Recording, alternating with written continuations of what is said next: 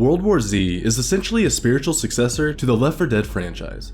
Having played both Left 4 Dead games, I've been looking for a similar experience since Valve somehow forgot to count to 3. Having seen the movie this game is based on, I was curious if developer Saber Interactive could replicate those intense zombie swarms and deliver a thrilling zombie experience. And for the most part, they did.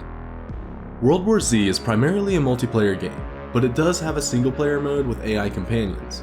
Those companions won't take special weapons, nor will they fortify positions during swarm prep time. However, this was the right choice as it avoids that frustrating feeling of a bot consuming a valuable resource. Unfortunately, you cannot use the bots as pack mules for special weapons or breaching charges, which are used to access special loot areas.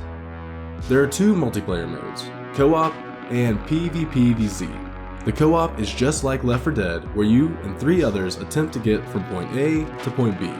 The PvPvZ is where your team faces off against another and zombies in a variety of modes from Deathmatch to King of the Hill. I preferred the co-op mode, but the multiplayer was decent as well, even if the queue times were a little long. There are 6 classes in World War Z, each with a unique role to play. The Gunslinger utilizes automatic weapons and is good for thinning swarms. The Hellraiser, my personal favorite, is an explosive expert. Everything from grenade launchers to C4 and claymores. As you would guess, the results are satisfying. The Slasher can get up close and personal with brutal melee attacks. The Medic can buff your team and stop you from dying, which is always good. A Fixer is almost as important as a medic for your team. They can start with masking grenades that poison zombies and hide your team from the hordes. Finally, burn baby burn. The Exterminator is a lot like the Hellraiser, but with a focus on fire damage. There's a nice variety of weapons and upgraded weapons of each that can be unlocked as you use them. Everything from assault rifles, submachine guns, and shotguns. They even threw in a crossbow with explosive bolts.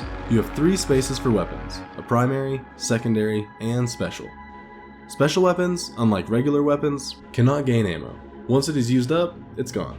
So you need to make it count. These special weapons are anything from chainsaws to grenade launchers with a full auto shotgun sprinkled in.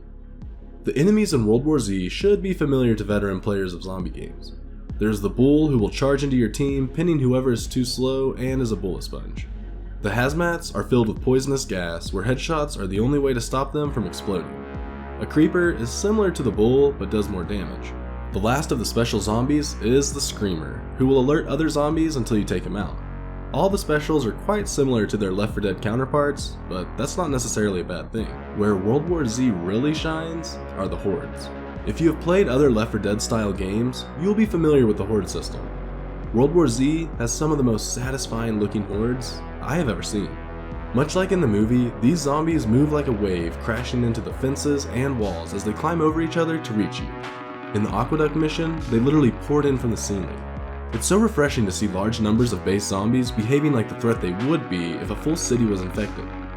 During horde attacks, you are often gifted a plethora of means to defend yourself. These can include machine gun emplacements, auto turrets, and barbed wire. You are going to need to use them to your fullest to thin a swarm before it crashes you. Graphics wise, the game is solid, but not outstanding. The first thing I like to do in any review is explore the options. This is usually a good indicator of how much attention the developers have paid to their PC release, especially if it's a port. Overall, I have no complaints. There's no capped FPS, and the resolution is up to 1080p. I would have liked to see 1440p, but you can't have everything. I was able to keep a reliable 50 to 60 FPS on medium. As for the audio, again, no complaints, as the zombie screams gave me the appropriate levels of chills down my spine. Some of the weapon and explosion noises could have had more pop, but I recognize that can be a little nitpicky. When all is said and done, World War Z is a worthy entry into those Left 4 Dead style of zombie games. At a competitive and reduced price, it's an excellent value for the buck. While a few more story missions would have been appreciated, you do get a fair amount of content for the price. Additionally, some more mod support might have made the experience that much better. World War Z isn't exactly a polished game, but it is an intense and thrilling experience that is easy to recommend.